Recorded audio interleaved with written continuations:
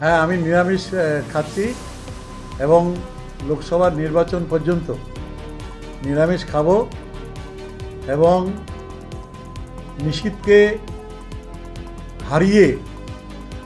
নির্বাচনে হারিয়ে তারপরে মৎস্যমুখী করব।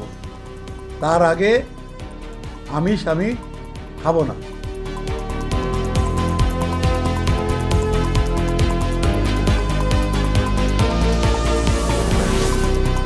হ্যাঁ, আপনারা জানেন যে 13ই এপ্রিল জগদীশ বর্মা বসুনিয়া মমতা ব্যানার্জির আশীর্বাদ ধন্য প্রার্থী কুচবিহার ঠাকুরবাড়িতে, মদনমোহন ঠাকুরবাড়িতে যখন আমরা পুজো দিতে যাই, ঠিক সে সময় আমি ঠাকুর মদনমোহনের সামনে একটা প্রতিজ্ঞা করি যে জগদীশকে জেতানোর পরই আমি আমিষ খাবো, মাছ মাংস খাবো, আর যতদিন আমরা জগদীশকে জেতাতে না পাচ্ছি অতদিন আমিষ খাবো না।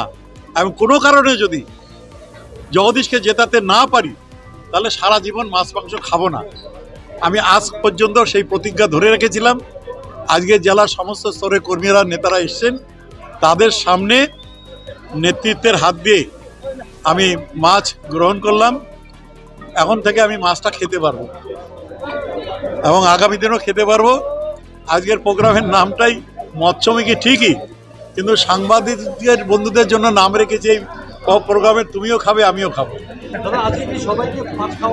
হ্যাঁ, সবাইকে কাতলা মাছ, মুরগির মাংস, আর হলো পোলাও, ঘি দিয়ে পোলাও তৈরি করে, পোলাও, মুরগির মাংস, আর হলো কাতলা মাছ।